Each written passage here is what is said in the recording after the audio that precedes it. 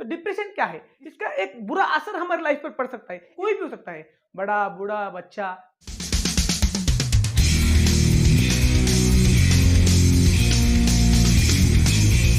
तो hello friends, नमस्कार। मेरा नाम है लहू रामचंद्र पवार और आज के इस वीडियो में हम बात करने वाले डिप्रेशन के बारे में कि डिप्रेशन क्या है, उसके टाइप्स कितने हैं, उसके कारण क्या है, उसके सिम्टम क्या है और उस पर उपाय क्या है। इन सभी पॉइंट्स में से आज हम सिर्फ एक ही पॉइंट कवर करने वाले हैं जिससे कि आपको अच्छे से समझे और आपको समझने में आसानी हो।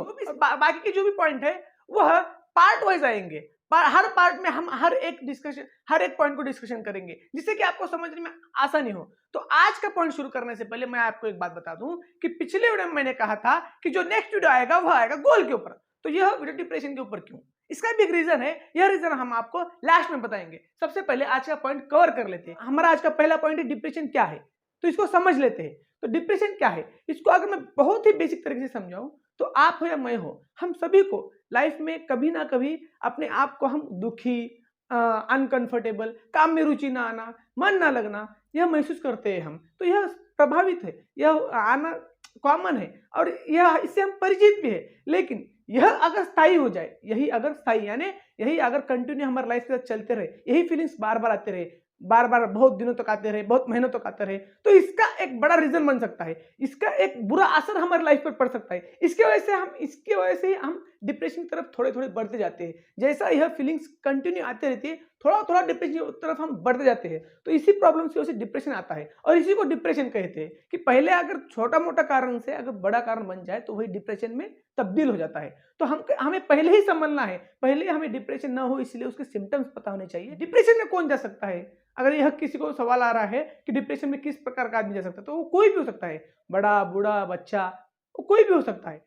तो यह होगा डिप्रेशन के बारे में। यह हमने बात की डिप्रेशन के बारे में कि डिप्रेशन क्या है। इसके बाद मैं आपको बताना चाहूंगा कि मैंने जो कहा था कि गोल के ऊपर वीडियो लाने के बजाय डिप्रेशन के ऊपर क्यों, तो इसका रीजन यह है कि आज की डेट में बहुत सारे लोग डिप्रेशन से जूझ रहे हैं। बहुत सारे लोग, हम खुद भी हो सकते हैं। और इसमें सबसे बुरी बात यह है कि खुद को ही पता नहीं होता कि वो डिप्रेशन से जूझ रहा है। डिप्रेशन का यही सबसे बड़ा कारण है कि खुद को पता नहीं होता, किसी को भी पता नहीं होता कि वह डिप्रेशन से जूझ रहा है। वो कोई भी हो सकता है, आपका फैमिली मेंबर हो सकता है, आप खुद हो सकते हैं, आपका कोई दोस्त हो सकता है, कोई भी हो सकता है जो डिप्रेशन से जूझ रहा होगा लेकिन उसको पता नहीं होगा। इसका एक ही रीजन है कि उनको उसके सिम्टम्स के बारे में नहीं पता है। अगर मैं यह वीडियो जब गोल का लाता तो उन लोगों को समझ ही नहीं आता जो ऑलरेडी प्रॉब्लम से जूझ रहे हैं, जो डिप्रेशन से जूझ रहे हैं, उन्हें यह समझ ही नहीं आता कि मैं बता क्या रहा हूं गोल के बारे में। वो उसको फॉलो नहीं कर पाते, उस पर एक्शन नहीं ले पाते।